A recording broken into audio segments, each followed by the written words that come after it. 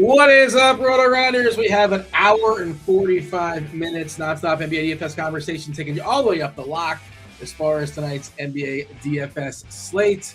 A little bit different. They did the old switcheroo on us. We had the old Freaky Friday on a Thursday. FanDuel actually cut their slate shorter than DK. All agree that we're not talking about the Battle of Los Angeles, no Lakers, no Clippers, no Heat, no Blazers. But DraftKings says, you know what? We really want to subject you to the Utah Jazz and their shenanigans. So we're going to extend their slate to 9 o'clock on the East Coast. And FanDuel's giving us a sprint slate from FanDuel, dropping the Spurs and the Jazz. It's myself and Chop on a Fleet Thursday. Giveaway a week free of RG Premium. We'll drop that first clue here in a second for today's Fleet Thursday. Tell me what athletes I'm talking about in the Discord channel. That's rotogrinders.com/Discord. The live stream chat channel will be the first person to tell me what clue. No, not what clue. What athlete I'm referencing. First clue is already dropping. It's scrolling. It's death. Death is the first clue. What's up, Chop? How are things?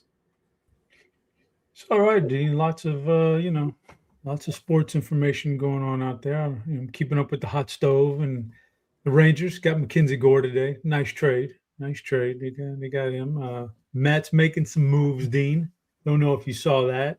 Well, the homage, that's the picture. I wanted to shout out producer Steve Mets. Picked up a fastball Freddie. Fastball's going to help the rotation out there in that 7-game series against the Dodgers. Also, I kind of like this the move they made for Luis Robert. I think a lot of untapped potential. Maybe he can unlock it in New York. He was in no man's land in Chicago, so I don't think they gave up too much for him. They got him practically for free. All they had to give up, Dean, was Thanasis Acuna. So they're good, man. They're good to go. I thought it was a good trade. A couple good trades by the Thanasis already. Like Ronald Acuna said his brother's better than him a couple years ago. I mean, you remember that? Like he's like, yeah, he's better than me. Watch out for him.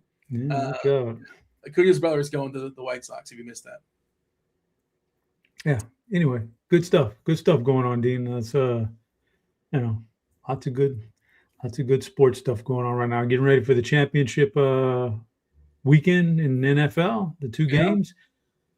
Also, we're glossing over the headline here, Dean. What's the headline? We're going to get – let's hope we can watch the games on Sunday because we're going to hit with a massive cold or massive freeze thing going on here across the lower part of the United States. So who knows, man, if it gets bad enough, it might knock your power out for Sunday. Sunday's supposed to come in like Sunday morning. I know you're in Texas. They had an issue with that a couple of years ago. Hopefully that's resolved, or that I don't think they figured it out or not, but hopefully everybody stays safe, stays warm, best possible. Is that I haven't really, I'm in Florida, so I see this. I see people talking about it, and it's like Florida cold, but it's not cold, obviously. But hopefully, I think that's, like you said, it's all over the country, right? Basically. Yeah, it's the whole country. Like, wave.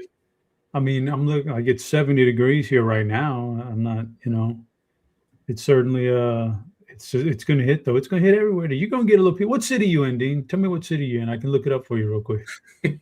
I am in Sunrise, the home of the Florida Panthers arena.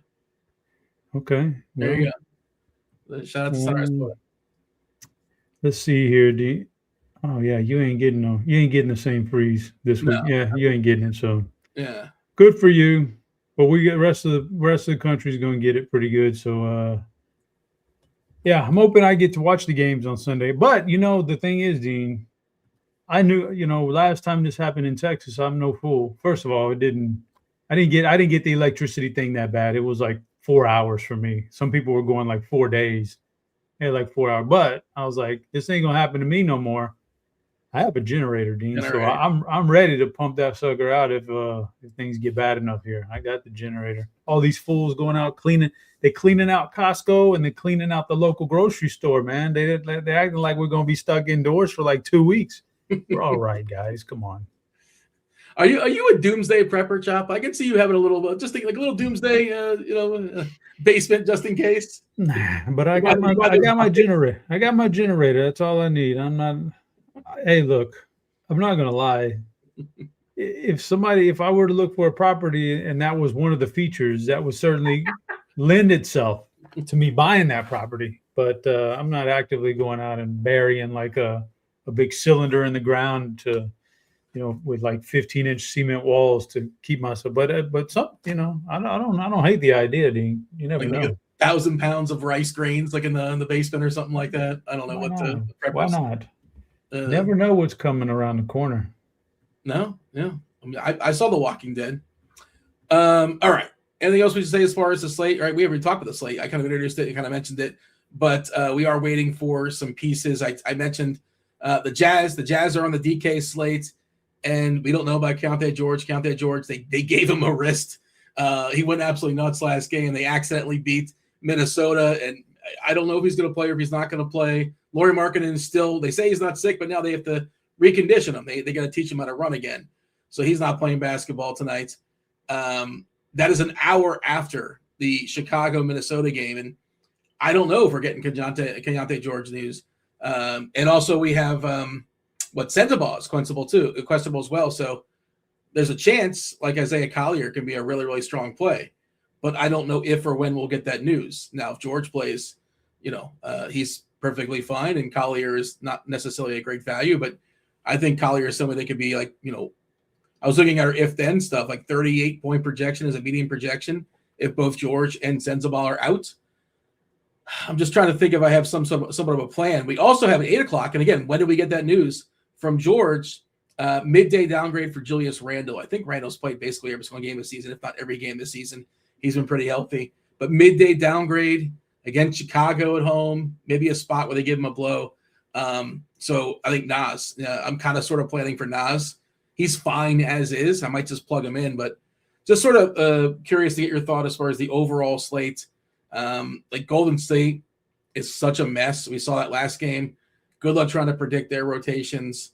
And then Denver, Washington is the first game of the slate, and that's the one I'm most excited for. I'm curious to get your thoughts, but how you feeling about the slates? Anything you want to say big picture? Do you have a plan? Do you have a lean? The Liars that are the Utah Jazz, are they going to be playing Keontae George tonight? How much of that do you care? And then are we saving a spot? Are we keeping a seat warm for Nas Reed? I wasn't planning on it necessarily, but we got some breaking news, Dean. Breaking news: the Ravens have hired Jesse Minter as their head coach. Okay. Jesse Minter. I like that. Is that a good sign? I like that hire for them.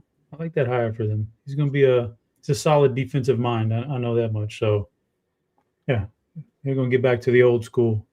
Let's see here. I saw a question. Oh, Mardon was asking me how many watts on my generator. 1,200. I got a Duramax. 1,200. You know that out the dome? That's pretty impressive, man. Thing is, Dean, it's still in the box and still has those like bands on it, that are really hard to get off. You got to cut the bands off with scissors. Yeah. The plastic that's really super tight. It's just it's literally break in case of emergency kind of thing. So it's just been sitting there. I'm ready for it though. I'm ready for it. Yeah. Duramax 1,200.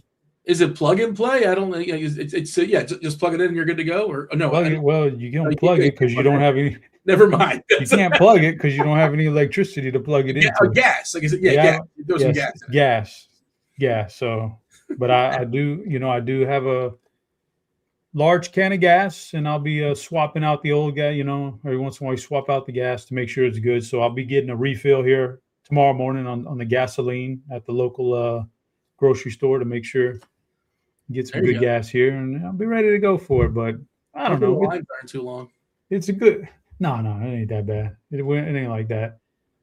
6 games on DraftKings. I'm not really necessarily I'm not worried about like Randall sitting or I'm not doing my rosters in that way that I'm worried about keeping spots open. I don't really care that much. It's an hour. I doubt any news will come in that I think we'll know everything by the time he kicks off unless there's something crazy with that Spurs game, which is 2 hours later. Otherwise, what I'm getting at, and you'll hear it in a second, is that I really like this Denver-Washington game, and I want to load up on it, but I also want to kind of save a couple spots, basically. Nah, you don't need to save no spots, Dean. Well, you might. What do you mean?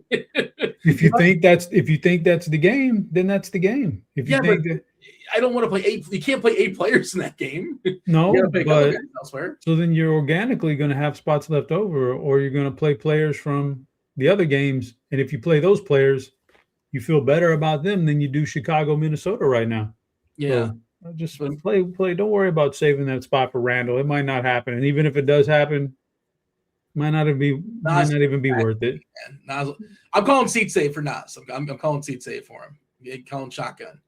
Okay, if Randall plays and you'd still want some Nas? He's fine. I mean, he's still fine. Like I'm not. He's not going to bury me, right? He's fine. Right now, he's fine. And then if Randall's out, Nas is awesome. That's kind of the way I see it.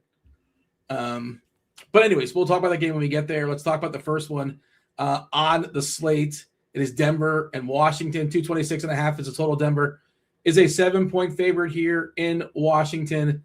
I did mention I like this game a good bit. I generally don't like to load up in the first game, but it is what it is. Washington without several of their bigs, no Vukcevic, no Bagley. Koulibaly was ruled out. Of course, Ken Whitmore. I don't think he's playing this season ever. I think he's done for the year. And Trae Young might not play this season, as far as we know. Who knows? But we care about the DFS chop. We care about tonight and tonight only. There are a few pieces out here for the Wizards. We might see a revenge game, possibly a return of Jonas Valanciunas, potentially, maybe. Questionable. Have not seen him for a while. He's really cheap on FanDuel. Unplayable on DK because I can't imagine he gets more than 23 minutes. But on FanDuel, he's 3.9 if he plays. Jonas Valanciunas, again, questionable. Jamal Murray is officially on the injury report, but he's probable with that hip. Also on the injury report, but probable is THJ. Hardaway Jr. has got that knee. Aaron Gordon popped up with a hammy. He's probable as well. It's just Joker who's been out with that knee. Cam Johnson, he's got a knee, so he's out. And Christian Brown is out with that ankle. Denver and Washington, how are we feeling about this game? Are you as excited about it as I am? I'm excited. I like this game. Well, it's a solid DFS game, one of the best of the night. But I wouldn't say excited, Dean. This stuff, I'm not really excited about any of it. So it is what. But this is a good game to get into as far as DFS tonight. There's a lot. There's a lot going on here. Murray. Start off with Denver. Murray's one of the best spin-ups on the slate, maybe the best. I don't know. Talk about some other guys later. But Murray's fantastic. Just putting up big-time numbers with Jokic out. Was on his way to something like crazy good the other night against the Lakers 2 nights ago, but man, he went cold in the fourth quarter, man. He went like iceberg. No fantasy, like 2 or 3 fantasy points in the fourth quarter, something crazy like that. Yeah. So that was sad, but he's going to get paid. This is a great matchup for him. He's great. Aaron Gordon, another fantastic play. Probably like him a little, just a touch more on FanDuel, but he's fine at 7,100 on DraftKings too. Definitely like Aaron Gordon.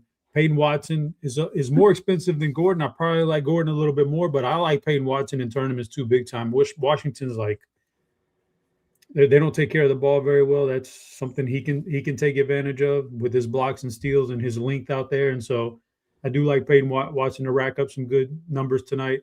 Like you said on FanDuel, I have no problem playing Joe Val on FanDuel. I think I listed him as one of my favorite salary savers on FanDuel. It's just that's a good price tag, man, for a team without Jokic. I think he steps right in, and against this team right here, shit, he might get you a 10-point, 10 rebound, double right off the first game back or whatever. 20 minutes you can do that? 20 minutes? That's basically what he's going to be. I assume that's what he'll play. We got him at 19 right now. Without Jokic, yes, they're coming off of 2 losses in a row, there's 2 losses in a row for Denver, I think. They want to win this game, and he's a big part of getting them something competitive out there and making them. Maybe, I think you talked about it in the survey. You'll probably talk about it on the show a little bit, how Denver struggled defensively. It's amazing, you take Jokic away, who's not known as a good defender, but take him away, and all of a sudden their defense goes even worse than it was before. Maybe Joe Val can step in and help that, and maybe they want to push him a little bit here. So I like him on FanDuel, definitely not on DraftKings. And go ahead. Then there's the Washington. There's just as much on the Washington side, to be honest with you. Keyshawn George is fantastic. Alexander Sarr in this matchup could be good. You got your Trey Johnson's a fantastic player. One of my favorite plays. He's big time ownership, but sometimes in the NBA fields, you can play the higher on guys. You can't really get away from them sometimes. I think Trey Johnson's good. Bub Carrington's good. These guys are all good. And then there's now I won't be playing Justin Champagny, okay? But don't get him confused with Julian, because both are in play. I do want to play Julian. I don't as much want to play Justin, but don't confuse those two. On the survey this morning, I did make a mistake. I almost confused them. And then I'm looking at some of the content here. I think Notorious Core Plays or whoever did it. I think they're confused. I think they got their Champagnys backwards, but Julian's the guy I really like tonight. I will talk about later. Justin is fine too, but I just don't like him as much. You could stack the Champagne. How many Champagnes is too many Champagnes? You're saying one. Like 2 is too many. 1 is you're good with 1. Typically 1 would be too many, but tonight I can go with 1 Champagne. 2 is pushing the Dean. So I ran a bunch of optimals on DK, and I capped it at 80 or so as far as 80%. I added some variance. The top 3 players hitting the DK lineups are all players for Washington. Champagny, who again, you're not a fan of the Washington one necessarily. You mentioned Trey Johnson, who just seems too cheap for the role he's going to have, and Sarr, who's like the only big here. I think Sarr is a really good play. Not the only big, but they're without 2 of their backup bigs. There's other bigs that aren't very good. I like Sarr a ton. I like George a lot. George has a season high 29 points against Denver a couple of games ago. You touched on it about this Denver defense. I just did it by the month of January. Joker's been out for the entire month, and I think it's 3rd worst as far as defensive rating. Lowest percentage as far as rebound percentage as a team, like 44.9%. And you don't think of George as necessarily a great rebounder, right? He's a shooting guard, sometimes small forward. But he averages like 5.5 rebounds for a shooting guard / small forward. That's really, really good. And he's going to play a pile of minutes here. Carrington's going to play a ton. We've seen him play close to 40, I think, some games. Probably 35 is the projection here. Middleton can only play so much, but I think he's fine, right? Not going out of my way to play Middleton, but if I can land on him, so be it. I guess the question I'll have is that I'm seeing 5 Wizards hit like optimals, and that's too many. I think that's too many. I'm willing to play 4 again because, like I said before, I want to leave the light on for some players later, potentially if news falls my way, and I also want to play players on Denver. Have you figured out how many Wizards is too many Wizards? I think 3 is a good number, 3 or less. I think when you start getting into 4, it's probably a little bit too much without like some crazy circumstances, which I like the matchup. I like the team. There's some injuries and all that, but it's not crazy enough to go 4 or more, in my opinion. So I'd cap it at 3 if I'm running a whole bunch of lineups. Bobby Gomes, shout out to Celebrity Bobby Gomes in the chat, says, at most 4, easy NBA rule, set it and forget it. Well, I mean, shout out to Ron Papil, but look, everything is, it's based upon the slate. And if there's a 3-game slate and one team is without their top 7 players, sure.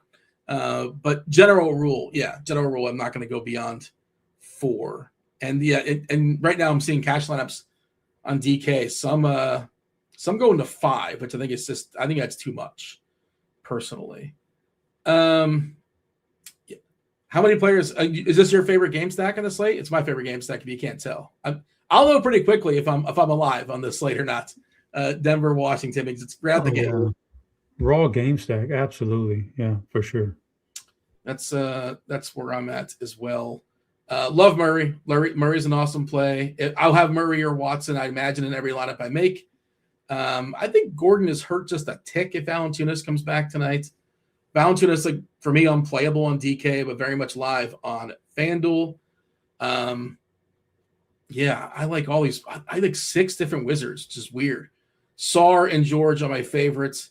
Then it's like Trey Johnson, Carrington, Schimpeni, Middleton. I think that's how I'd rank them.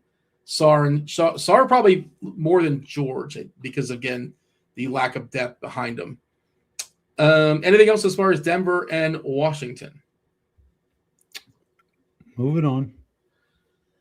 All right. Took a peek here at the Discord channel. Let's see if anybody binked our athletes. Death was the clue, and you know what? Amazing. Somebody got it and won. It's not O.J. Simpson or Kobe Bryant or Elgin Baylor. I had a mindset too. I was waiting for clue 2. Well, yeah. Sometimes when you're compiling your guesses, it can backfire. It's not Aaron Hernandez. It's not Derek Thomas. It was so vague. I didn't. Yeah. Give me clue 2, and then I'll see if I was on the right track. Can't believe we got a winner and one, but good job. Clue 2 is ship. The winner and one. Shout out to Thomas the Great. Thomas the Great nailing it in just one clue. That's impressive. Not Bill Walton or Dale Earnhardt, but there you go. Get yourself week free, Roger Bateman. We'll still play this out for fun. But Chop, did that second clue help you, or now you're on a different path? Death and ship.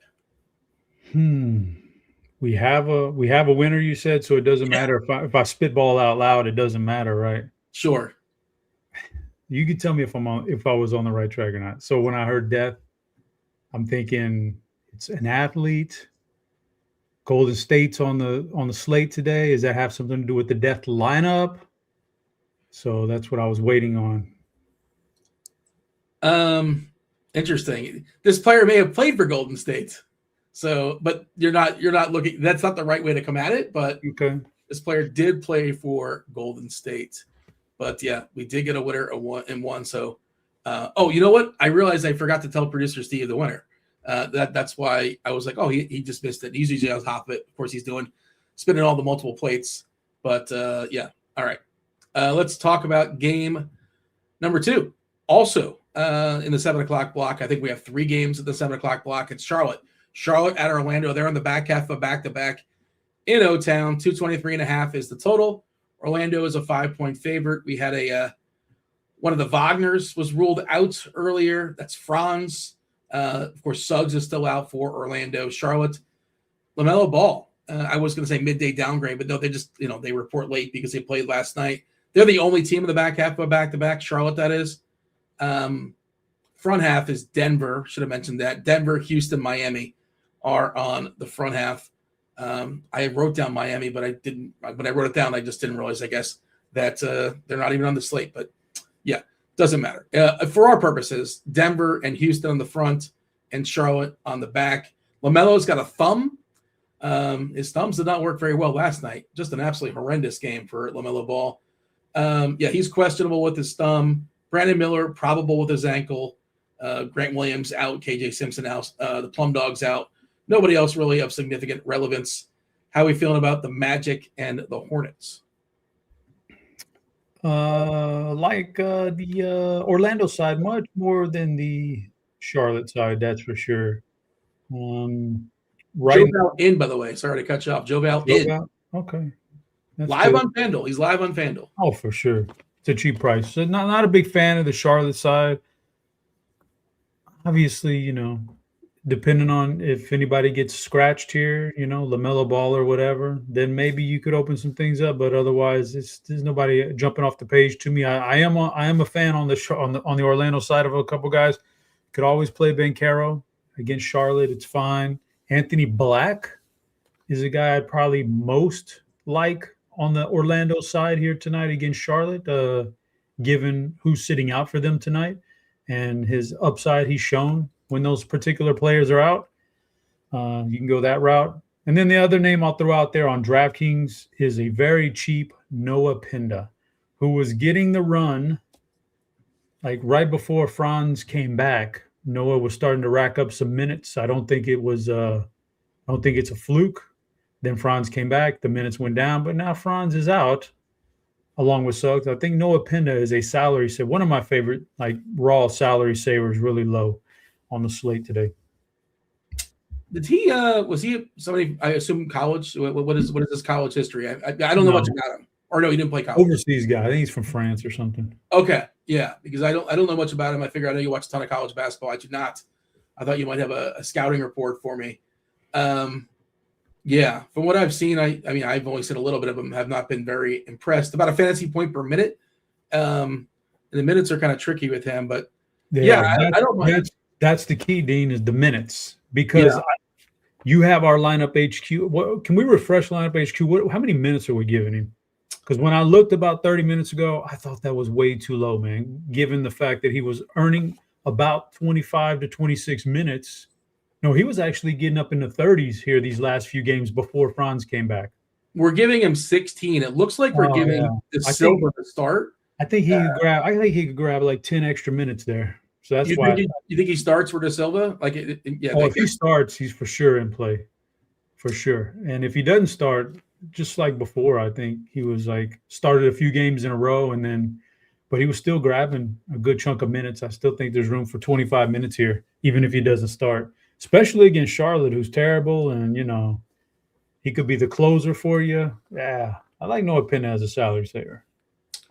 Yeah, I mean, we saw him play upwards of 38 minutes a couple games ago. Different situations there, but something to keep an eye on. And again, that of course the projection would change if he's starting. We're expecting Black, Bain, De Silva, Banchero, and Carter, but I do think there's a chance he does start over De Silva. They just kind of had to make a call, one or the other. Bain's got a really good price. By speaking of FanDuel, he's got a good price over there. I think he's. I don't want to say. Should I say a foundation piece for cash games? Is that fair to say? I think somebody tagged him too. Was it you? Bain? Yeah, I didn't tag Bain, but I do think Bain's a pretty decent play. Like, you can't get everybody in there in your lineups that you want, especially if you're going single entry and stuff. So you got to cut it off somewhere. Bain isn't a guy I would play in my one lineup single entry. But when I do that, Dean, when I like a player and he's like Bain, but I can't play him in DFS, I just go hit the prop. I just go hit the over fantasy points on his prop, depending on which, underdog relates more to FanDuel and Prize Picks relates more to DraftKings scoring. So whatever side I like there in his scoring, I'll go hit that over on that prop. So Bain is a guy I did take the over on his fantasy point prop tonight.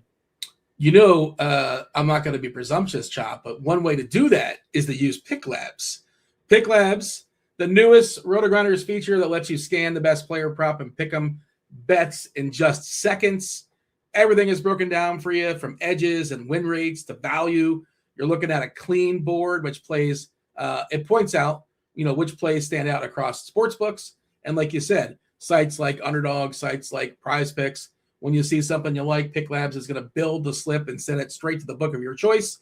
Check out PickLabs, rotogrinders.com/PickLabs, rotogrinders.com/PickLabs. And by the way, Chop, you just nailed it. You got it in two. Shout out to you. So that's still really solid. And you're not one on the podium, but you did get the Fleet Thursday. He was a member of the death lineup. I didn't say he wasn't. That was but the clue, your clue was because of his nickname. Yes, correct. Correct. Interesting. Yeah, it was nickname based. So that's what you call falling forward. That's like when a coach gets fired, but he actually gets promoted to another team, like a promotion. Like I was on the wrong path completely, but I fell forward with it. It worked out. You got there. That's all that matters. And a bank, we got it in one. I didn't think that was going to happen. I would have said par at like 3.5 with this group, but we got ourselves an eagle today. Charlotte, Orlando. Anything else we want to stress? LaMelo is just not playing enough minutes. The back half of the back-to-back, they want him to play both games. So like both games, he's kind of hindered in as far as the minutes he can get to, and the salary has just not quite adjusted. Ownership-wise, we're seeing Banchero at 15%, Knepel at 13%, Miller at 12%, but really nothing jumping off the page as far as I can see. Diabate's playable, I suppose, but nothing exciting there. This is the day after his birthday. People were talking about birthday game yesterday for him. Day after. That's the one you got to be worried about, right? I don't know what kind of shenanigans. Who knows? Maybe he was in bed by 10 o'clock. I don't know. But I feel like day after is a little tougher than the birthday day. You tell me, Chop. I'm not sure. You got anything else as far as Charlotte and Orlando? No, I don't, Dean. But some guy, there's stories of Jordan drinking like 24 beers on the golf course the day of a game and going out and dropping 40 points. So you just never know how people react to that kind of stuff. Losing a bunch of money in the golf course and then, or pulling all-nighters in Vegas, right? There's it's impressive. It's impressive that he was able to get away with that. Maybe was I combining Dennis Rodman too? Did I add Dennis Rodman, or was that also with the Vegas all-nighters? Was that Jordan too? I don't recall. God, Jordan was doing that for way before Rodman came along. Could he get away with that in like the Twitter, TikTok era, or everybody's got a camera on there? No, everybody. It's so much different now. Can't do that stuff, Dean. Tougher, right? It's sad, man. Sad. It's. I mean, it's unfortunate. Well, you could do it, but like it just would be a little bit more. You can't just live your life without getting put on blast on the social medias now. Dennis Rodman just like left the Bulls and joined the NWO for a couple shows in the middle of the season. He just said, "I'm going to go wrestle." I don't know if he was wrestling or just like just out there just to be out there. But and that also shows how hot wrestling was at that time. I'm sure you remember, like that was like a big deal. Like it was, There's a lot of stories about Rodman and just skipping out, man, and just showing up for the game and suiting up and dropping 20 rebounds, but then he'd disappear off to Vegas and get on a plane. You just never know. But a lot of good stories out there about those Bulls guys. Speaking of skipping out, I heard a friend of mine, bartender at, I can't remember what restaurant it was, but several times he would show up and skip out on his bill. So who? Dennis Rodman. Are you serious? This was within the last like 10 years. This is like, this is not during his playing days. But what are we doing here then? I don't know. They just comping it, or no, it wasn't comping. Did he ever come back and like pay for it, or? That's the ballsy move. Like you keep going back and keep skipping out your bill, and I don't know. I never got a follow up on the story, but I know it happened multiple times. Allegedly, I don't want to, but this is what I was told. Can we get this friend on the show one day? I'd like to know more about this. How an athlete making all that money not only skips out, but then he keeps coming back and doing it again and again and again. What's worse, skipping out in the bill altogether, or being like Scottie Pippen and no tipping Scottie Pippen? Which is worse? Pippen, I think. But here's the thing, have you ever skipped out on a bill on a meal? No, I did one time when I was accidentally or intentionally. High school. Oh no, we did it on. It was. We did it. It was in high school. It was like 2 a.m. and it was Waffle House. That checks out. Yeah, all that food, and we knew what we were going to do too. And I was like, "You ready?" And he's like, "All right." And we just. What was the plan? Does everybody get up at once or one at a time? It was the plan. It was 2 of us. There was other people. There was other people there, but I didn't care about them. We were gonna do our thing, right? And so 2, we got up, we hit the door. Right when we hit the door, boom, we ran like that song, run away. We ran, man, for a long time till we knew we were in the clear, Dean. I've never been so sick, man. all that Waffle House and then combined with all that running. Man, I've been like the Waffle House challenge before you ran away. What is it? I guess did that even exist? The 24 waffles, right? You know what that, right? In your fantasy league, if you finished dead last, each waffle is a pancake depending on your rules. And you got to knock off an hour and you got to spend 24 hours. Yeah. I don't know what the optimal way to play that is, but I think you probably can have 10, 15 waffles and stay there for, 10 to 15 hours. I'm not sure. I don't see how it's. I'd be gone in about 3 or 4 hours. I think you knock out 20 waffles. Yeah, the waffles and pancakes and stuff don't seem that difficult to take out. I don't know, man. I think I could do it. They're kind of heavy. Like but I got an iron stomach, man. That was Flock of Seagulls is what you're going with there, Chop. That's Grand Theft Auto, right? Isn't that the theme song? There you go. Rockets, Sixers, 221.5 is a total. Philadelphia is a 3-point dog here at home versus Chops. Rockets. This is the last of the 7:00 games on the slate. Steven Adams, that ankle. It might be worse than you. Remember what you said that you were surprised he's not out for the season? He might be. When all is said and done. Hopefully not. But the reports are not great on that ankle for Steven Adams. Aaron Holiday still out with his back. And as far as the Sixers, Embiid expected to play. We talked about this when he rested earlier in the week, setting up. This is the third game in 4 nights, but not for Embiid, just for the Sixers. We've not seen Paul George play for several games. He's missed the last couple games with his knee management. He's questionable. We currently have him projected in. Kelly Oubre also projected in with his knee. So we're expecting Philadelphia to be as healthy as they potentially can be. How do you feel about the Sixers and the Rockets? Worst fantasy game on the slate so far that we've covered. This is not one I necessarily want a good piece of. Philadelphia, if indeed Embiid and Paul George are going to play along with everybody else, it just takes the shine off of too many people here for me. And Tyrese Maxey's 10K, and I'd kind of rather have him in a spot where he has a little bit extra freedom here without Embiid or George. Not to mention there's a chance he gets a couple pretty tough defensive matchups, I would imagine. So not really into that crowd. And then same with Edgecombe, not into that. He's too expensive with everybody healthy. And Embiid and Paul George are obviously always a risk. So not really enthused about that side. I mean, if you really wanted to twist an arm and play Amen Thompson, he's fine. I don't know that, we'll see how the game flow goes, but I don't imagine Kevin Durant is going to pay off that $8,900 price tag. Just don't see that happening. And then Şengün could. Like, Şengün is, dare I say, he's matchup proof. Like, if you can get in there and wiggle around against Wemby, you're probably matchup proof. And he has the moves to do it. So he's kind of his own guy. Like nobody really plays like him. I know they call him like Baby Joker. I'm sure you've heard before. Similar skill set, I suppose. But like he does, he just like he's not 7 foot, right? He's probably closer to 6'10" than 7 foot. But yet a guy like Wemby guards him, or a lot of these teams with big centers, tall centers, length. It just doesn't affect him that much. It doesn't seem like he's got all those wiggles, man. So he should be fine in this matchup. I'm not scared of Embiid's defense or anything like that. So if you wanted to go the GPP route, Şengün or Amen Thompson, otherwise not enthused about this game. Maybe you get Tyrese Maxey's out there, so maybe you get a Reed Shepherd, Tyrese Maxey head-to-head, like going at it. Reed Shepherd could get hot from 3-point range for a cheaper salary. The best angle, I think you can say, the best selling point is you're getting stars that play ridiculous minutes and they're not going to be rostered. That's the best way to – Maxey, 39 projected minutes, 2% ownership is what we currently have it at. Amen, 38 projected minutes, 3% ownership.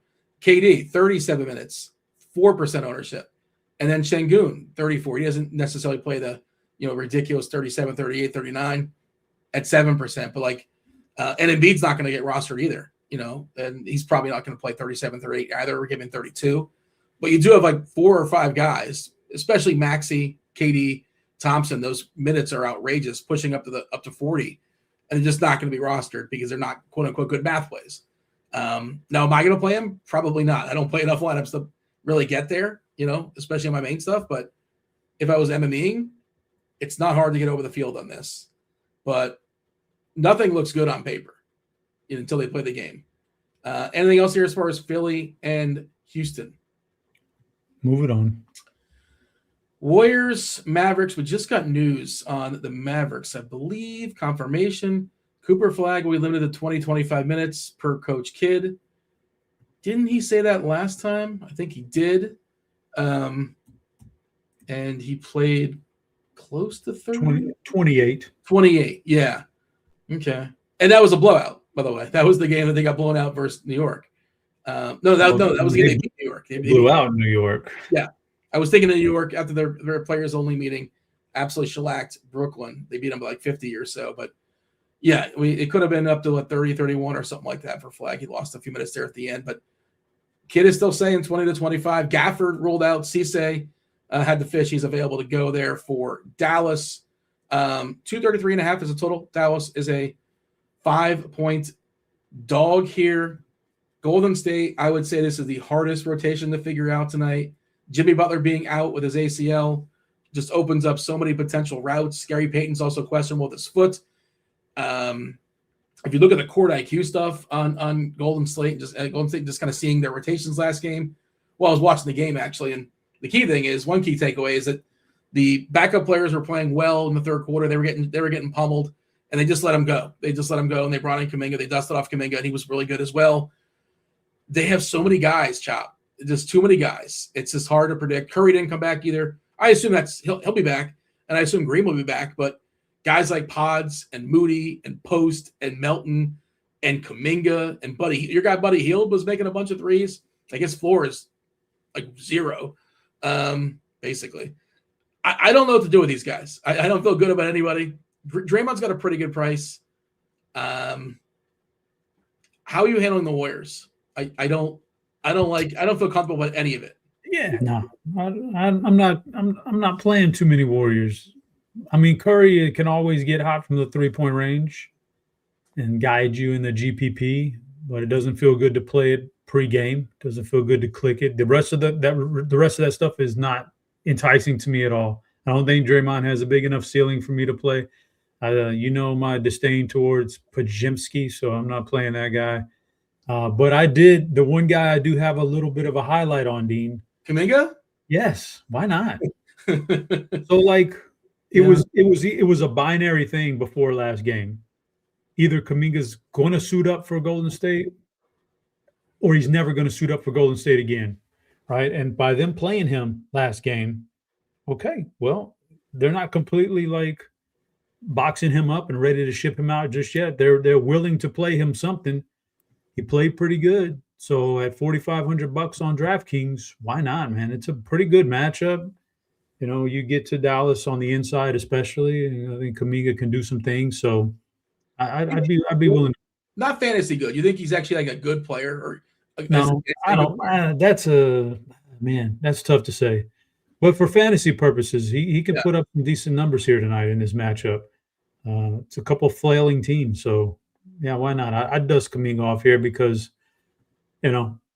if we got 25 minutes out of him somehow at 4,500 in this matchup, I think that'd be pretty good, and you never know. They were willing to play him 20 minutes last game, so that shows you they don't have him in they're not just reserving him for the trade market. That's good. The Dallas side is not really – kid says 20 to 25 minutes for Cooper Flag. That just kind of ruins everything for everybody. I'll take over 25. Even if it got to 30, Cooper Flag at $8,200, you can't play that. Then he takes the shine off of the other guys. It would have been pretty solid if he went out. So Dallas is not the one. I don't like this game. I'm with you. Don't like it at all. But Kuminga is the one guy that I say, okay, for the price tag, GPP, why not? I didn't say that Gafford. Did I say Gafford was out? Lively's out too, which is why. Dallas is down several bigs. I assume we're expecting Dwight Powell to start. Yeah, we're giving Dwight Powell to start with they still have JRE and they have Cisse, so they have options. They have a lot of dudes and they have some bigs behind that are of note. I see Don Yeezy in chat says I like Post if he starts. Like even if he starts, I don't trust it. He played 18 minutes and started last game. I don't trust it. But you probably can find somebody. The Kuminga, he played a 16-minute stretch, is what I'm saying. When he came in the third quarter, 4 minutes to go, he played the entire last 4 minutes of the third, and then he played all the way up to a minute 44 against Toronto. That game was a blowout too. I do think he's pretty interesting, Kuminga. He's probably the one. If he played 27 minutes, I wouldn't be shocked. I also don't think he starts, but you know how the rotations are with I was just thinking like if he had never got in this like hot water, and was sitting out and demanding a trade, if he was just normal rotation guy getting a certain amount of minutes every night with Jimmy healthy, and then Jimmy went down, how would we be viewing Kuminga? Pretty highly. So maybe he's back now in the rotation. Maybe he is the Jimmy filler. You never know. I don't know. Like they haven't given up on their. We know we can look here and say they stink and they're not going to love to move them. Yeah, I don't know what the trade market is either. Like who's actually calling for Kuminga because you got to pay him. Like he wants to get paid, and I'm not sure if he's earned the right to get paid. Like they're still trying to win games, right? Kerr's still going to put out something that he thinks is going to win, and maybe Kuminga he thinks gives them the best chance to win. I don't know. So just spitballing. You got to take some chances in GPPs. Yeah, no, I amongst the secondary pieces or basically anybody. I think he's the guy probably most likely to roster on Golden State, but I might roster nobody, that's most likely. I'm going to roster nobody Or you know what? I think Draymond at 5'5". Like, how bad could it be? I can't do it no more.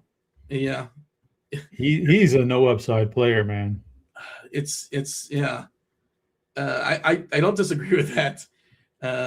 You haven't seen a big upside game in, let's see, you got 33 a couple of games ago, which is good, but last cracked 40 on New Year's Eve, 40.5 versus Charlotte's. But that's his biggest score of the year, I think. Yeah, I mean, just remember the days where he would put up like 22 fantasy points and not score? Remember that? Like, and then he would actually hit a couple threes out of nowhere, and all of a sudden, Father Time, Dean. Father Time is undefeated. And the game. And he was always a massive overachiever too. And the game evolves too, and so he's kind of like been pushed out a little bit. I kind of gave up on the Fleet Thursday, but producer Steve's on top of it. He is scrolling the clues: Death, Ship, Struck, MVP, and Shady. Shady was the last clue. Death, Ship, Struck, MVP, and Shady. Did you see this Did you see this person's movie, Chop? Did we mention who it was? I don't know if we said who it was or not. We did not. Okay, I'm guessing you didn't see the movie. It's kind of like Freaky Friday for basketball, I think. No, I didn't even know he was in a movie. Oh, nobody did. Nobody saw it.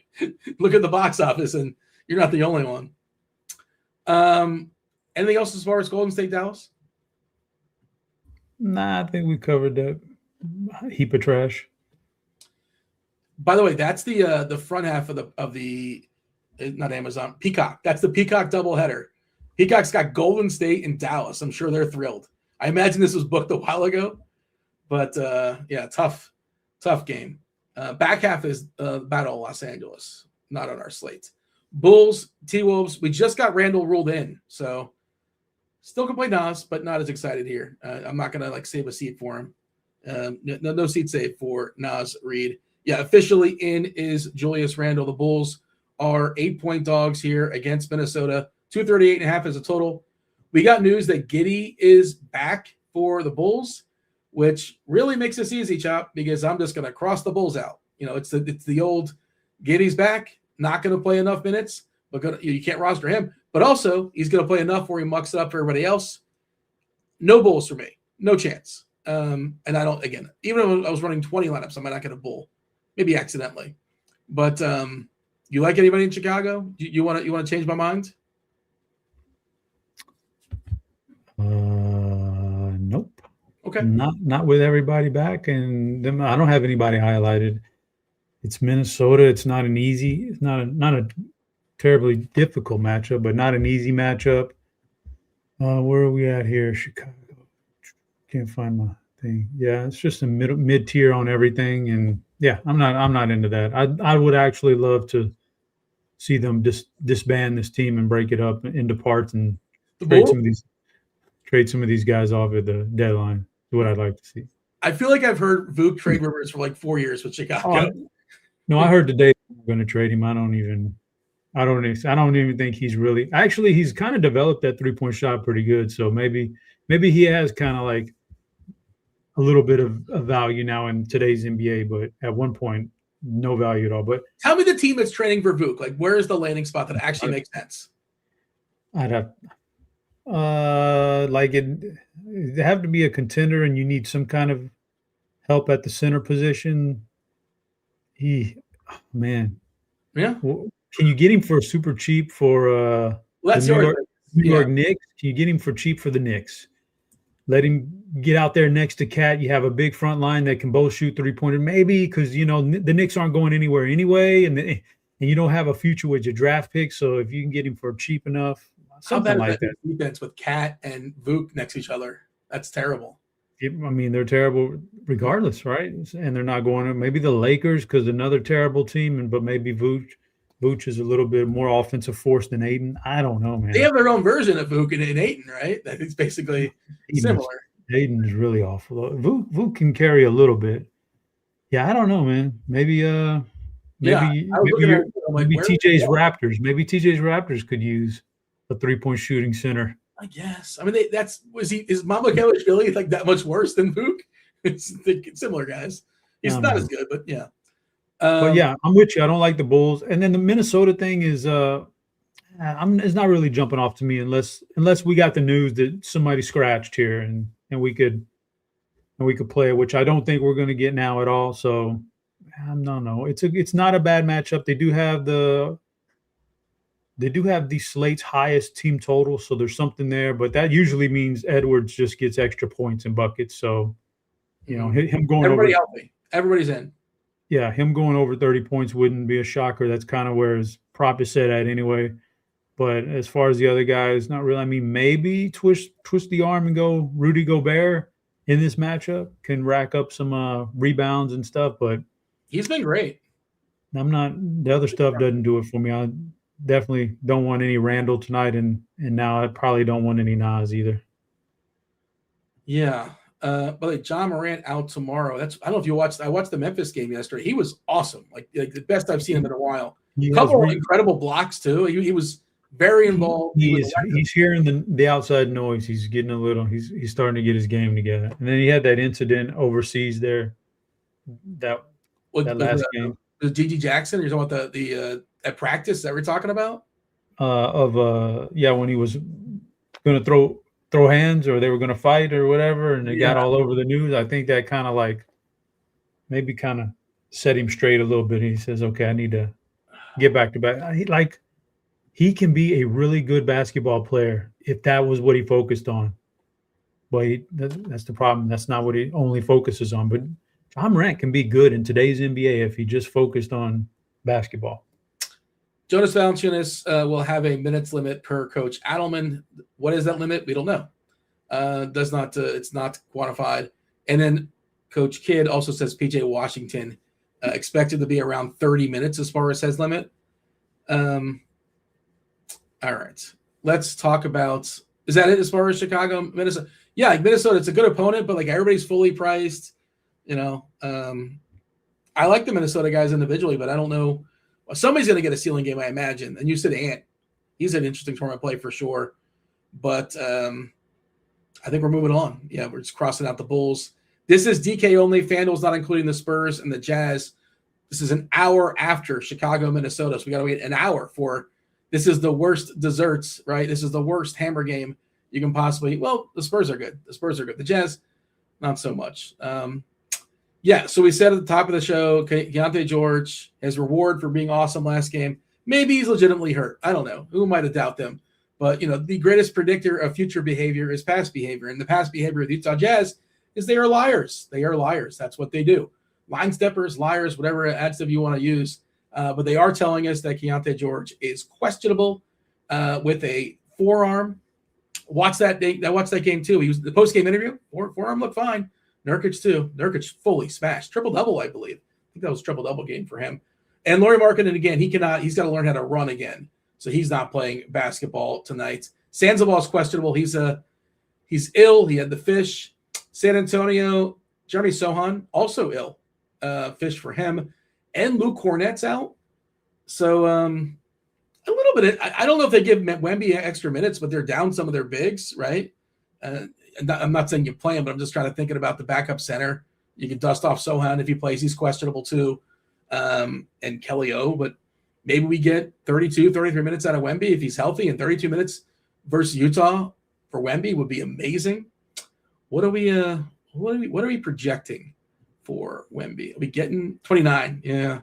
29 can get you home too, because we love this matchup. Chop, how you feeling about San Antonio and Utah? And again, if George sits, and we don't know what's happening there, we don't know if it's an injury situation. It's just like they're playing games. We could see Collier become a really, really strong play, assuming that Sensabaugh also sits too. We're looking at a projection of 36 FanDuel points, 36 DK is a median projection for Collier. He would look really, really strong. What say you, Spurs, Jazz? I would say, Dean, I would say Spurs, Jazz. The Utah side doesn't look very intriguing to me, but the San Antonio side is pretty good. Wembanyama at 9,700 and getting some minutes now. He's going to get up around 30 minutes, assuming it's not a total blowout. So 30 minutes out of him, he can certainly crush this team right here. Castle looks pretty good at 6,800. De'Aaron Fox, slightly better than Castle, in my opinion, at 7,200. And then there's your boy, talked about his brother earlier, but Julian Champagny, because we're talking about Utah.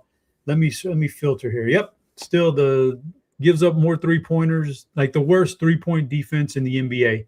That's all this guy does, Dean. And he can get so hot from the outside that he can carry his whole fantasy, especially on DraftKings, where you get that little bit of a bonus.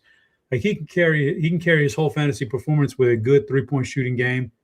This is the type of matchup he should, be able to get some clean looks, and he's really good at that. So Champagny. So I got like 4 Spurs that I could conceivably roster tonight, and I feel pretty decent about.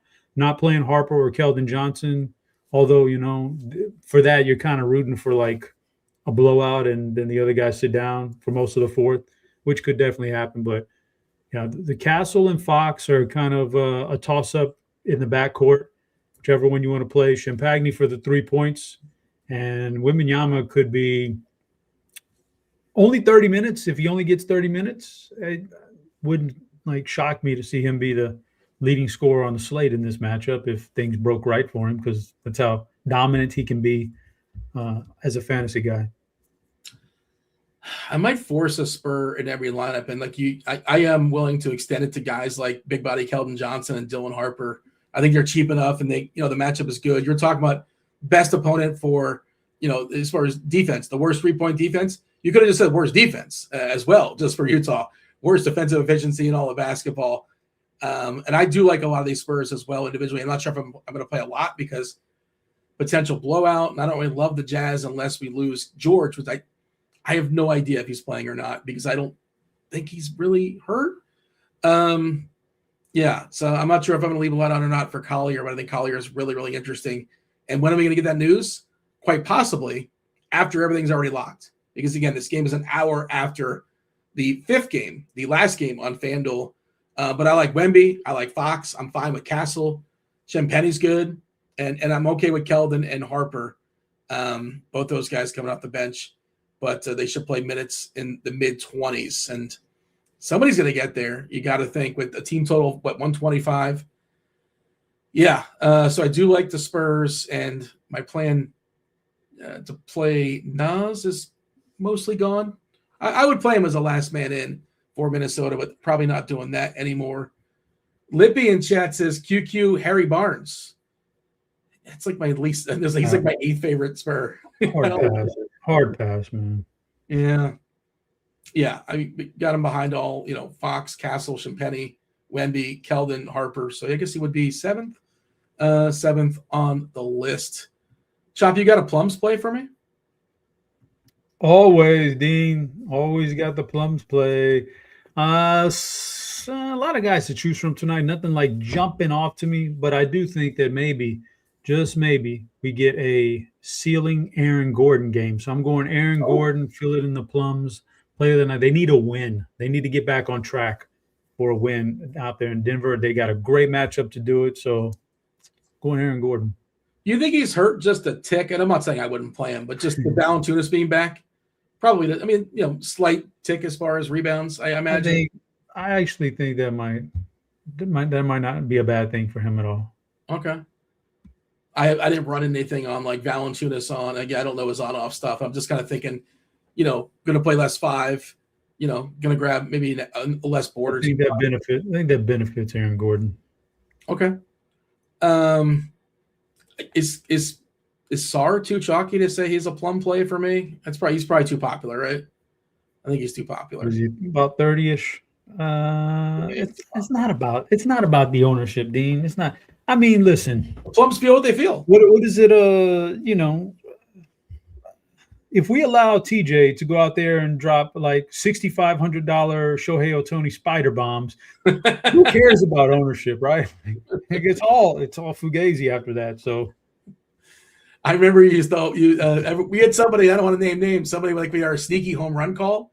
Remember the sneaky home run call in the expert survey? It's like, this guy who's got 40 home runs, got to be sneaky. He might hit 41 tonight. I believe that was Neefer.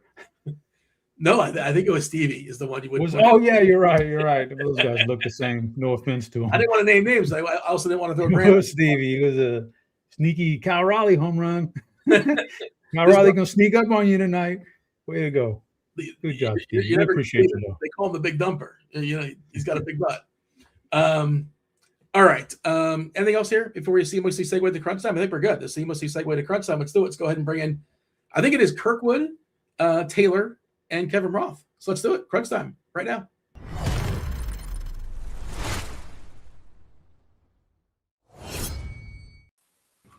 What's up, Roth? Happy Thursday. How are things? Dean, I'm getting my ass kicked because I can't get the star to put up more than 30 points. Last night, I went with Towns and Donovan Mitchell. Absolutely did terrible. And this is every night for the past 3 weeks. Every play I make is brilliant, and then the stars that I play are freaking terrible, Dean. You built a great lineup around Donovan Mitchell is what you did. Apparently. And Cat. Yeah. It's not good. I got to get off the schneid, man. I need the superstars to put up at least 40 freaking fantasy points for me, Dean. We don't say that enough anymore. I don't know why they kind of faded away. I love that term. Get off the schneid. Get off the schneid. What is the schneid? I gave you Anthony Edwards 2 days ago, 57 point. It didn't help. You're Victor lapping 57 points for a 10K player. Yeah. Yes, on that slate, he was optimal. Okay. Let me see if I played him. You didn't play him as well. Nope, Taylor. I played Harden. I played Harden instead. He scored 30 fucking points. And I warned you about Harden. I said he wasn't going to be shooting back to back. You were right. That was a good call. Yeah. That was a good fade. I definitely want to make sure I say hello to Taylor. I ignore him way too much. And the people think there's some kind of beef, a callback to a previous show. Taylor, how are things? Mm-hmm. Things are good. I'm glad that we squashed our non-existent beef. I appreciate the Bob Valentine background you have going on. Yeah, there you go. Yeah, as an homage to the Mets. The Mets are doing things. Producer Steve as well, trading for Freddie Peralta. The problem in baseball is not the Dodgers like signing everybody. The problem is good teams getting rid of players because they don't want to pay them. That's the problem. Milwaukee, you're the problem. Respectfully, Dean, they should spend a little bit more, but the problem is that the Dodgers can spend $6 billion on a payroll because it's all deferred till after everybody dies. That's the problem. Well, the other part is, it's good to have a villain. Villain's good for business. Remember when the Heat was the villain? That was good for business. Baseball love this. They love that there's a villain. Everybody hates the Dodgers. People are going to tune in to watch them lose. It's good for good for all involved. Is there something weird with the volume? Is that my end? Are people sounding weird? Maybe that's just me. But just get people are sounding weird to me. Okay. I'm hearing all sorts of funky noises, and I'm not sure if that's on my end. Noise. One of those noises is from me, though. I can't. I'm muted. My kid is going crazy. Chop, you got anything else before we get out of here? Nope. That was Chop. I was Dean. Hit that like button. Subscribe. Turn on notifications. Do all those things. Hit all the buttons. Chop and myself, we appreciate y'all watching that first portion. Now, you got crunch time for 20 minutes. 5 games on FanDuel, 6 games on DK. Plenty of time to knock it out. Roth, it is all yours. And it starts right now. Good stuff as always. Welcome to it, ladies and gentlemen. It's crunch time. It's the greatest show in all the lands. Got Taylor Smith in the house. Suave, SoCal, chill. What's up, Taylor? How are you? I'm well. Kevin, nice to see you.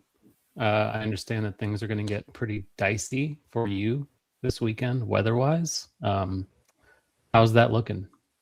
Yeah, it's looking like I should have been smart like you and moved to Southern California, where it's basically 70 and sunny all the time. Yeah, it's going to ice, and then it's going to freeze, and then all the pipes in my home are going to burst, and it's just going to be an absolute shit show. So looking forward to that. We got Kirkdiese in the house. He lives in the Northeast where pipes are properly insulated. They do not burst when it gets 20 degrees, correct? Yes, and we're gonna need. We just run a little bit of drip, a hot water drip. A little bit is good for the pipes on these really cold weekends, which we're having here. But it's no big deal to us. Yeah, I might get the drip 12, 20 inches. I don't know, somewhere in that range. So the forecasts have been absolutely insane. If you've been following weather Twitter, it's been a blast. There's been fights. There's been beef. There's been drama. I did get a question. I'm trying to see if I can find this. From Bobby Gomes, Kirkwood, is Roth a weatherman or a meteorologist? I don't know. He's trying to bait me into something to like start a beef here or something. But I got nothing. I mean, Roth is the most respected weather analyst in the sports betting and DFS community space. And I can't say anything other than that. Thank you. Some people get mad when meteorologists get called a weatherman. I don't actually care. So you can call me a weatherman or a meteorologist. I don't really care. I think that's the beef he's trying to stir. Did you watch that Curb episode on the weatherman? The golfing one? Yeah. Yeah, it's amazing. It's great episode. And it's only partly true. Sometimes I'm like, I want to go to the zoo with my family. But if I say it's a great weather day for that, then everyone will be there. Perhaps I shouldn't say that. Okay. Dean asking if I have dabbled in the Kalshi weather gambling streets. I have. I would say with limited success. I'm like kind of even on it. I think if you're betting weather on Kalshi, you're probably a weather nerd already. So it's not as easy as I'd hoped. Okay, hey, let's dive into the slate. We got to talk about basketball. That's what we're here to do. Kirk, give me a rundown of this slate. Catch me up, assuming that I have paid attention to literally nothing so far. I was hoping you'd do a Taylor with that, but all right. Denver at Washington. This is a great game. It's Washington who plays really fast, horrible defense, and they're also missing their best defender tonight. They're one really good defender. So this is a great spot for Denver. Hopefully this game stays close, and this will be fantasy points bonanza. So you got to like Jamal Murray in that game, and we'll get into the plays later. But it's a good game, and the problem is there's going to be a lot of chalk on the Washington side too, which is always a little scary. But they're without CJ McCollum now that they shipped him out. So it's a bunch of young guys, except for our boy Alex Sars, who we always like, but unproven DFS commodities, or at least not the most consistent DFS commodities, but it's a good spot. So there's going to be Washington chalk. Then we've got Orlando. The news came out with Franz Wagner missing, and Suggs is also who's been out. So this is a good spot against Charlotte. So there's some good plays in that game. We got Golden State Warriors without Jimmy now, and they're playing Dallas, who's kind of a train wreck themselves. So that could be juicy. And then there's Chicago, the Bulls, who we're always targeting against Minnesota. That game was really, Julius Randle got a midday downgrade to questionable, but he's in.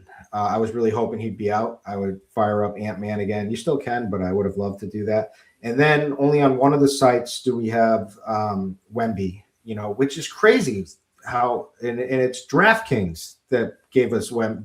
They're keeping this game, the San Antonio against Utah spot, and FanDuel's not. When the guy this is the spot you want, Wemby on FanDuel against Utah, but we didn't get it. But I guess that's the big picture, and we'll have plays, and maybe Taylor has a couple other thoughts. Okay, Taylor, do you have any other general thoughts you want to share? And if not, dive into things. Point guard, DraftKings. Just a couple things. We do have news in the Utah game that we're waiting on. Keontae and Sensabaugh questionable, and it's the last game of the night, which kind of complicates it. Plus, there's always the Utah stuff with we don't know if Nurkic or Svi are going to play. So having a lot of spots open for that game makes sense on DK. But yeah, otherwise, going into point guard, always a lot to like. That's the case again today. So Washington, we talked about that first game of the night with Denver is really good. Pretty tight spread for a Washington game. No Koulibaly. So in theory, it opens up minutes for a couple guys, notably Bud Carrington and Justin Champagnie. Carrington, point guard, 5,400 on DK is pretty good. Trey Johnson is the one who really stands out. He's only 4,500, and you can play him at shooting guard, which is pretty vital. His price has come down for some reason. He's played 30 plus in 3 of the last 5. So he's a really good play. Dylan Harper in that last game of the night is a solid option, 4,200. Minutes for him have gotten back to normal. if you want to pay up, there's a lot of Jamal Murray. I still know Jokic, Brown, or Johnson for the Nuggets in the Wizards game. He's probably the guy I would play first among the high-end options. Steph Curry's fine in the Dallas game. Still no Jimmy, obviously. Golden State is just kind of a tough team to target in general. Like, so many bodies, so many bad per minute guys just in the rotation. Obviously, Curry's the one you hope decent about. K flat. I think Keontae, if he's in, obviously is a pretty good play. San Antonio, there's a lot of value on the Spurs side, so running it back with him makes sense. Fox 7,200 is okay. I think Castle's the one I prefer, but the field's going to prefer that also. So a little leverage with Fox I think is decent. And that's about it. We got LaMelo Ball in, so I'm not really on Sexton. Anthony Black's fine, not in love with it. Probably a better play on FanDuel. Okay. Kirk, point guard. Before I get point guard, I just wanted to point out that my Patriots are in the AFC Championship game going for a chance at the Super Bowl on Sunday. Just wanted to throw that out there. Anyways, Jamal Murray is my favorite play on the slate. I mean, if this game stays remotely competitive, he's going to absolutely smash. He's carried the load, and he's played up to 40 minutes in some spots here without Joker. So love him. Massive usage. Steph, like Taylor said, you can play. He hasn't really done anything huge as of lately, but it's there. Dallas is a train wreck themselves on D. They don't have much rim protection. He could attack the hoop a lot tonight, but really we're looking for the threes, and I think you just got to start making them, and then he'll have a big game. Trey Johnson, I echo the same sentiment. 4,500 is just very cheap. A lot of minutes. He's probably the safest minutes play for Washington. Bub Carrington is also a decent play. Carlton Carrington, depending on where you're reading. But he's there. You can play Anthony Black. Yeah, that Utah news is big, and we don't know how to play it, like Taylor said. I guess if you want to play like Dylan Harper narrative, like to get him back on track, he's played the last couple of games have been a little bit better for him. He hasn't played big minutes, but if this game blows out against Utah for the Spurs, he'll probably be out there still for a while. So he can ball. So that could be a good kind of a lower owned play. And that's about, and Amen Thompson is decent play too. I want your thoughts on shooting guard, but first, how do you feel about your Patriots just being gifted basically a Super Bowl? They played the Chargers, who can't do anything. This is the classic haterade. This is the classic hater themselves. I've never seen a worse performance ever. This is the classic hate. Remember when the Celtics and you were out there screaming Dallas? I got video. I'll probably rehash that soon. Get that circulating again. But all you can do, I'm not going to apologize for the Patriots. I'm not going to say anything bad, but they've beaten every team that you put in front of them, and they've spanked them. Except they for legitimately, they might lose to Stidham. Like they have just been gifted. Sure, bet your money on bet your money on that, Roth. They're fraudulent. Love to see it because you'll be going down to 50-cent slates instead of for DraftKings going forward. Damn sure. All right, shooting guard. What do you got? We've got who cares? Let's go back to that talk. We've got Anthony Edwards, who's always in play as a top stud. The guy, he's just been nuking lately. Stephen Castle is a decent play. The other George, Kaishan George, for Washington is a pretty good play. He's got upside. Price isn't the greatest, 6,400, and he's 6,900 on FanDuel. I like him better on DraftKings for sure, but he's there. Trey Johnson's there. Desmond Bane is the guy I like the best now without Franz Wagner in. I think he's just going to be shooting, tiny hand syndrome, but he's our tiny hands play of the night, Desmond Bane. I also tagged him tonight in lineup HQ, so I like him. And then, Kevin Durant's been playing huge minutes, and I think this is a good spot against Philly. So this is a night I kind of like him. Okay, very good. Taylor, your thoughts at shooting guard, please. Or if you want to shit on the Patriots, you can do that as well. I felt pretty confident as a Texans fan going into that game, and then CJ Stroud happened. So, dude, tell me. Yeah, but okay, you say CJ Stroud happens, but it's the Patriots defense that happened. No. No, you guys are such haters. You guys are such haters. No, He hit a wide open guy. He was because he was seeing ghosts, and he did the same thing the game prior. Yeah. How many turnovers did he have? All you guys are Patriots haters. You're New England haters. I am officially betting against the Patriots this week. Good. You inspired me. I have so much money on the Patriots, and I'm gonna be like Sean Perry and just throwing them out there on the window. Like I'm going all in for the Denver freaking Broncos just to spite you. If they lose, you know what? Wait, let me just get this out of the way. If they lose to Stidham, I'll be happy for Stidham. If this was a season that we weren't expected to be, this good. And yes, we have who should have been the MVP at quarterback, who's amazing. Ball security he needs to work on in the playoffs. He's a young kid. He's figuring it out.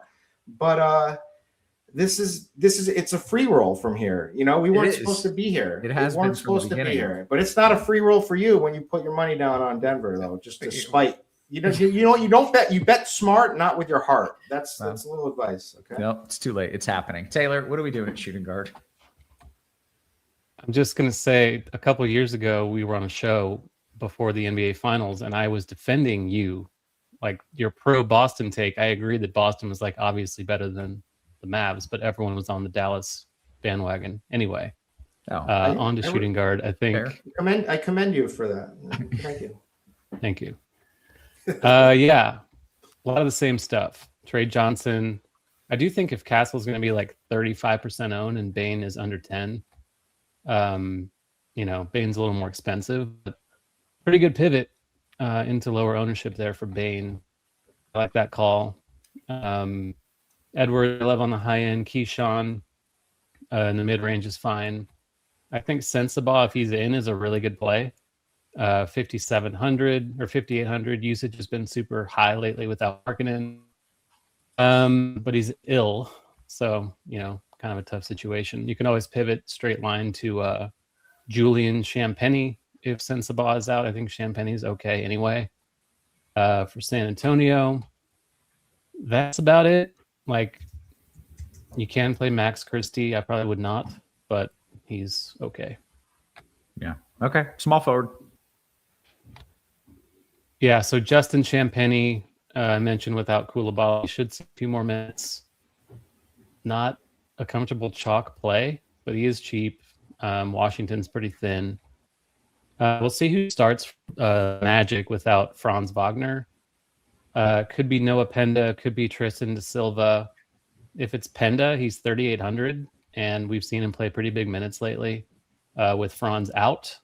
And he's been decent per minute in that role without Suggs and Franz. So I think he's a decent value if starting. If he's off the bench, I probably wouldn't play it. Other than that, I think Miller again, Brandon Miller, just like last night.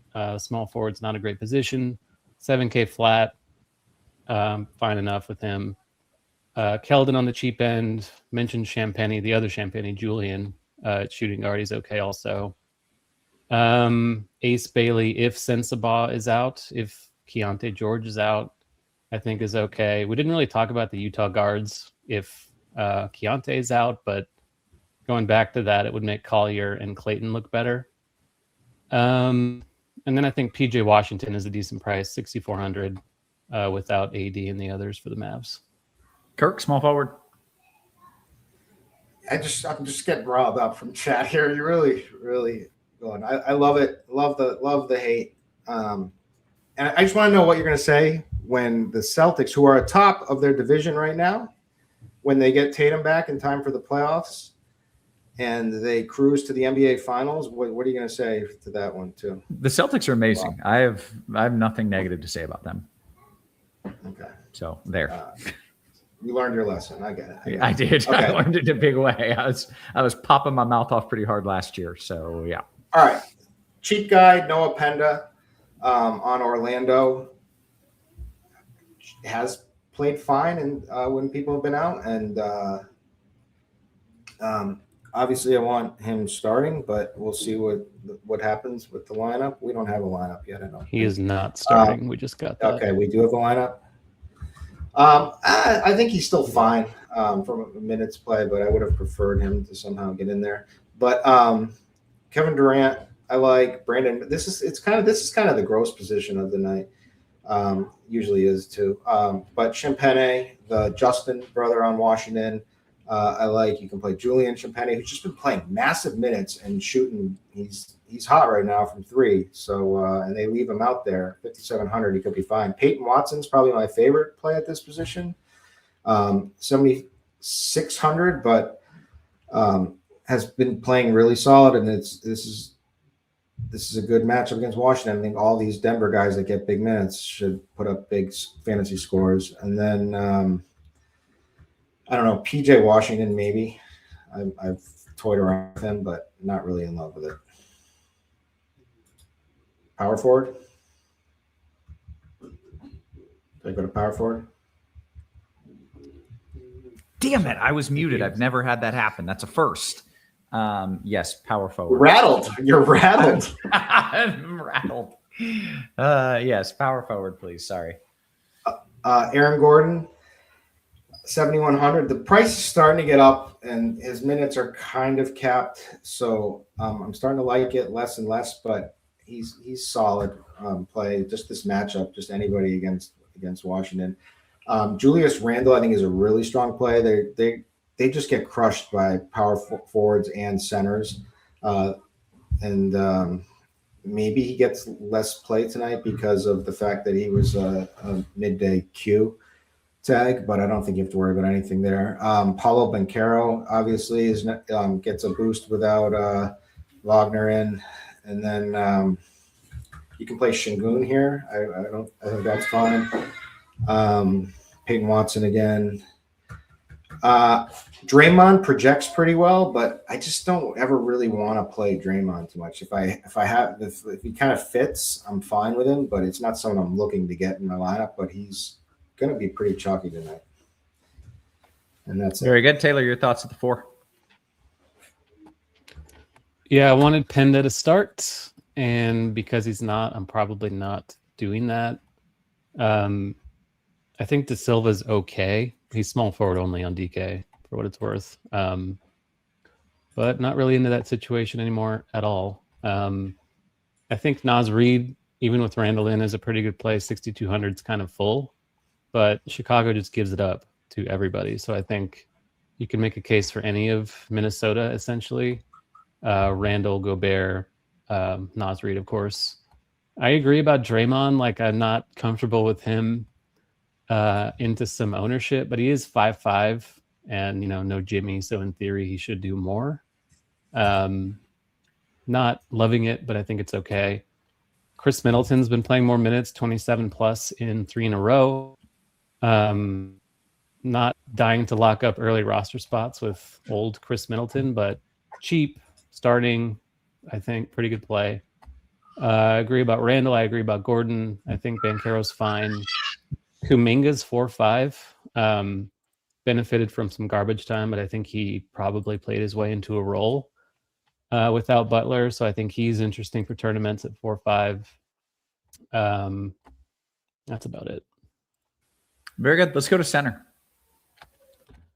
So I think Alex Sarr is probably the chalk here. 6,800 is just cheap in that Denver game, and both of his backups are out.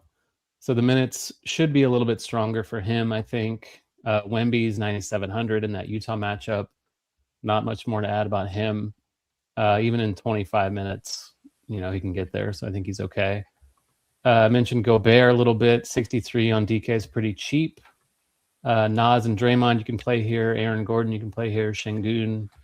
Not super into Embiid in this matchup. I think he's probably more of a large field play, but still playable.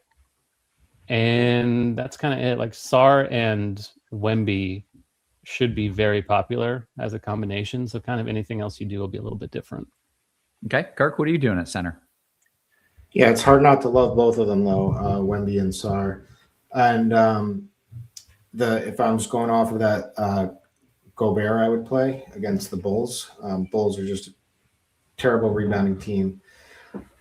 Gobert should punish them on the boards, putbacks, whatever. So I like him. And then that's honestly really only the people I like. Şengün would be the next guy I play. Yeah. Okay.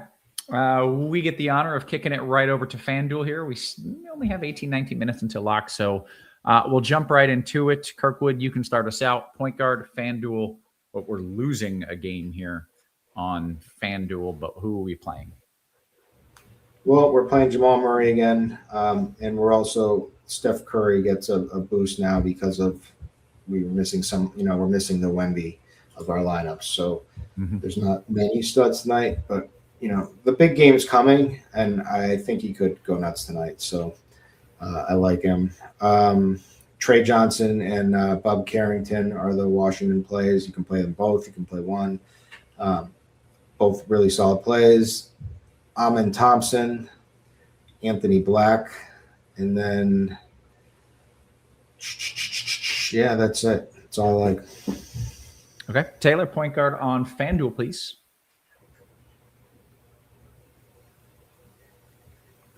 Oh, we got a mute count up to 2. This is embarrassing. That was embarrassing. Rough. First one's on me, so I Kirkwood, was talking for a while, and you won't catch me. I'm not rattled. Don't catch him slipping. Okay, point guard on FanDuel. Yeah, so Murray Curry. It's probably what you want to do. It's pretty easy to do it with all the value we have. You can also play Trey Johnson, obviously, at shooting guard. Jamal Murray is also shooting guard eligible, so that's useful.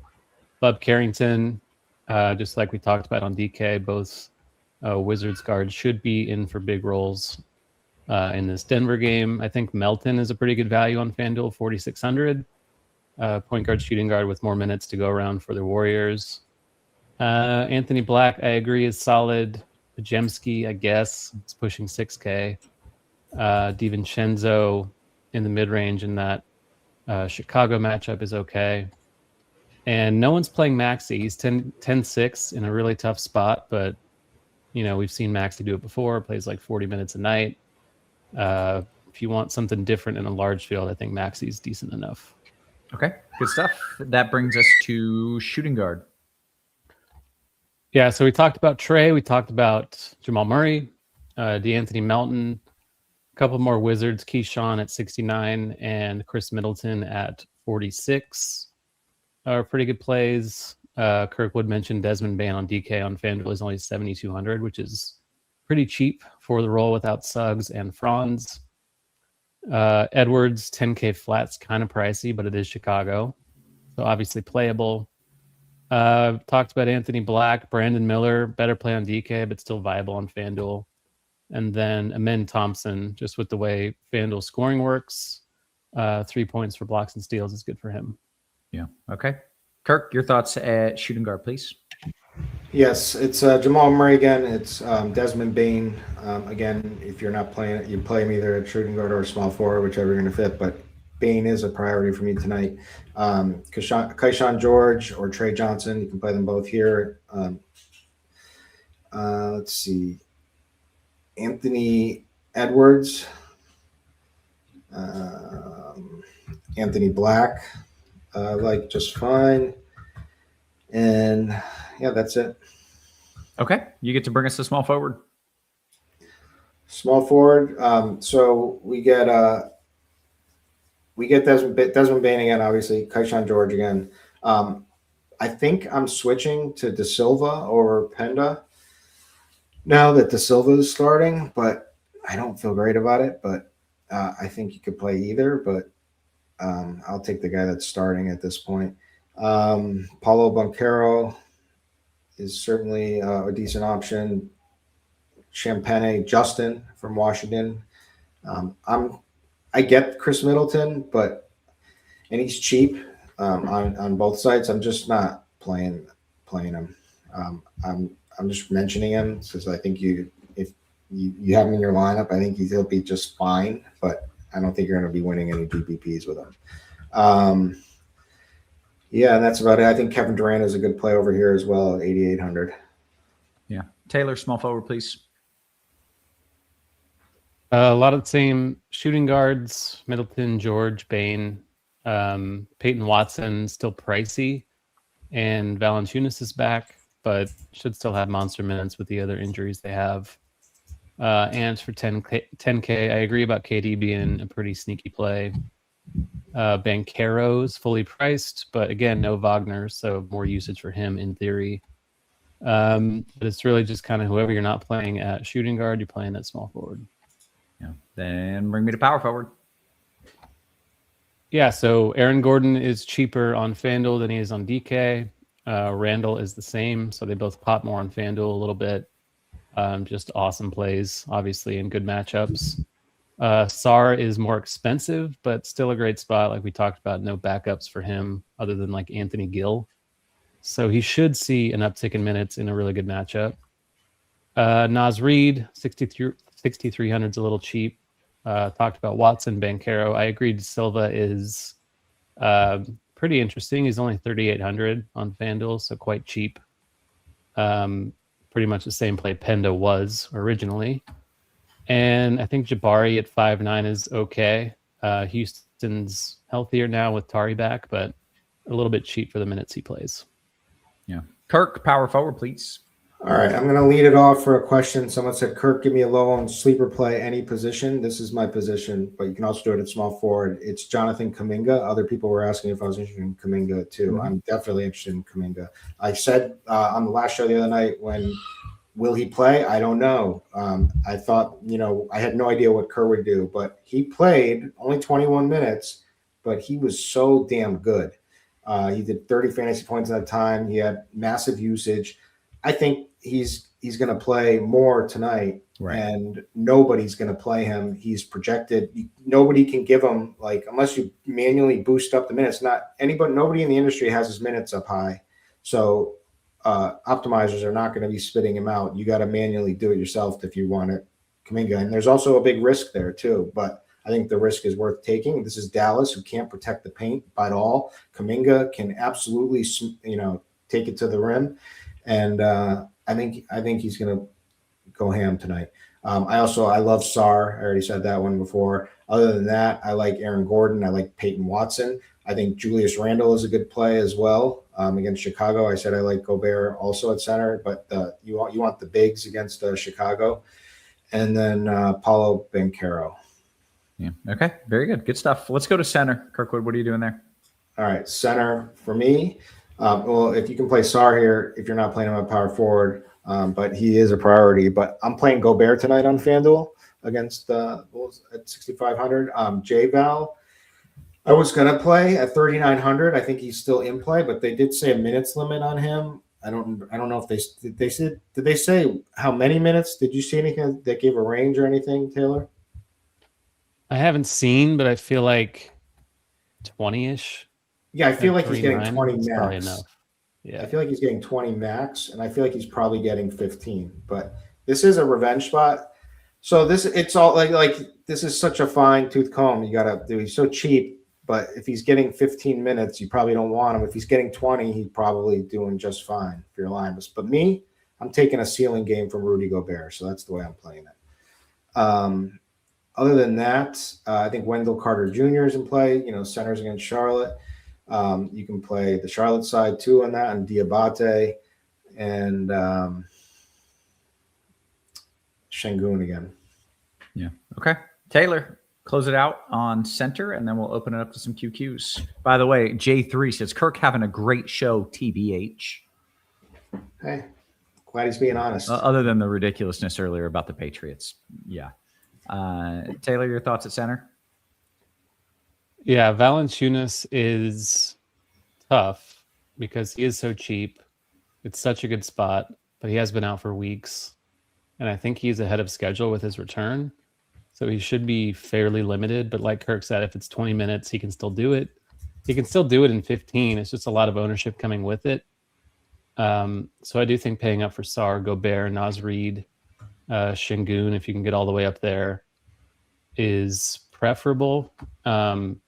If you're looking for a pivot, I think Cisse for 4-3 without Gafford, AD, and Lively should have a roll off the Dallas bench. He's a better per minute guy than Powell, obviously. So I think that's okay. Very risky in its own right, but not a bad tournament play. I'm glad that you mentioned Powell, or at least that position, because we did get questions about Powell.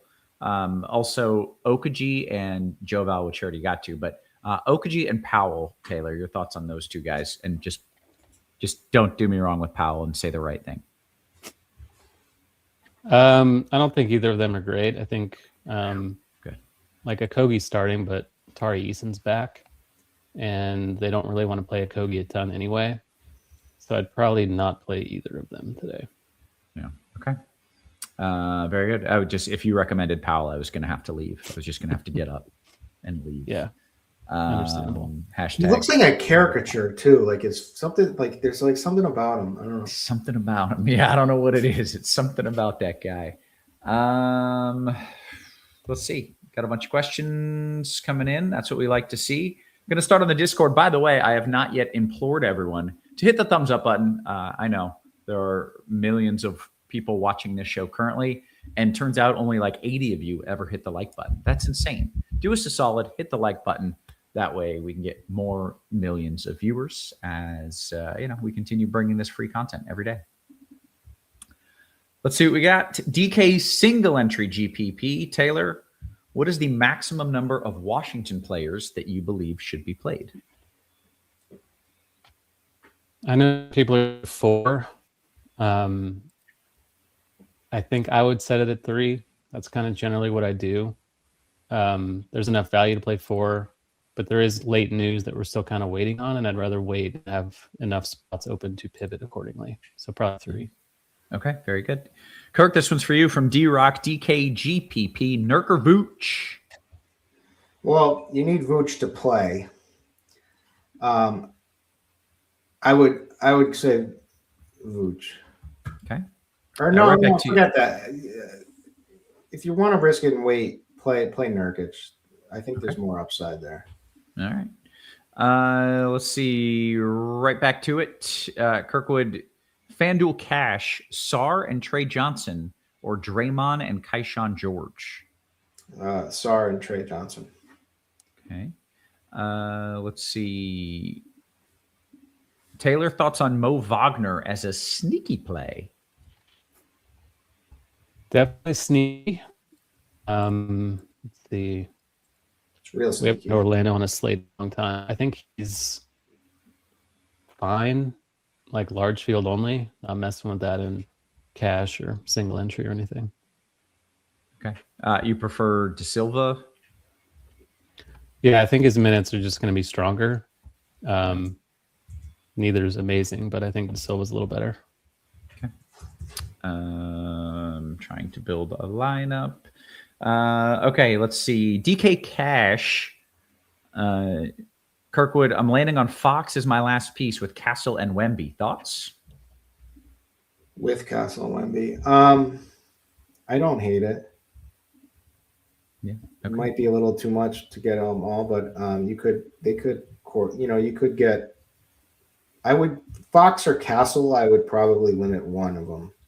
Well, to one of them, and then one with Wemby. Yeah. Okay. Let's see. I came in late. Your favorite point guard, Kirk? Jamal Murray, and it's not close. Okay. Let's see. Okay, jumping into the YouTube again. Mash that thumbs up for us. Scrolling up just a little bit. So what's the deal with Penda? Can we play Penda? Are you playing Penda? A lot of Penda happening here. Taylor? Polka. I'm not. I originally was when I thought he was starting, but now that he's not, I'm not playing him at all. Okay. I just had a play that I wanted and forgot who it was. That sucks. Let's see what else we've got. Scrolling down. Jabari Smith, Taylor, or Pods on FanDuel? Jabari Smith or Pods on FanDuel? I would lean Jabari. I think his minutes are a lot more trustworthy. Okay. This one's for Taylor and Kirk. I've got 3,100 left in the util, and I need a play. 3,100. And I'm not readjusting anything. I will plug in a dude at 3,100. Who's it going to be? Is this a question from you? Yeah, that's correct. Yeah.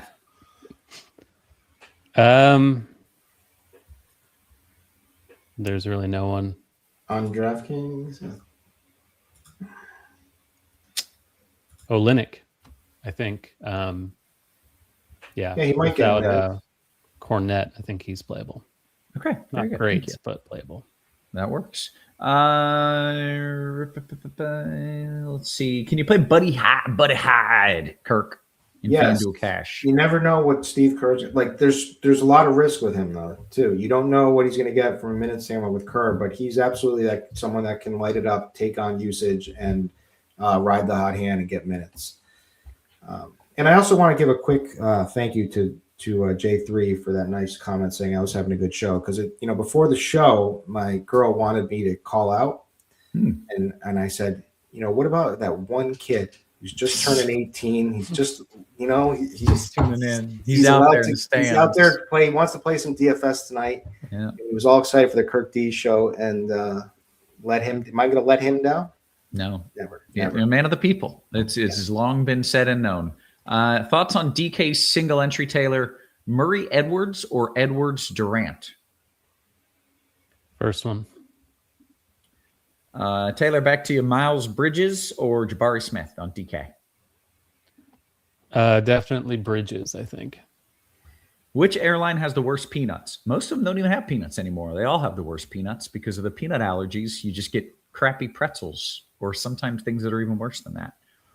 Let's see. DK GPP, Kirk, Şengün Harper, or KD and Hardaway? KD and Hardaway. Okay. If a finger can't keep Kirk off the show, no way that his wife tomorrow. Right. Big appointment tomorrow. I got today. Got the referral all set, ready to go into the dermatologist appointment. They're gonna chop it off, right? I'm okay with it. Like, I don't need a pinky, to be honest with you, but it's true. So it's overrated. Too many sharps talking about Kuminga. Ruthless Villain says, I'm playing him. Kirkwood, you're one of those sharps. I'm in on Kuminga. I think he looked so damn good. Kerr has to play him. Yeah. That was honestly what got me to make a lineup tonight, was your argument for him. I was like, all right, I wasn't going to play tonight, but now I am, and I'm playing him. Scrolling. Crunch Time should be renamed the Kirkdiese Show. This is disrespectful to two others here on this panel, sir. Curry or Amen Thompson, Taylor? Probably Steph. Okay. Let's see what else we got. Do you like Cooper Flagg, Taylor? No, he's on a minutes limit. So Taylor, right back to you. Klay Thompson and Keldon Johnson.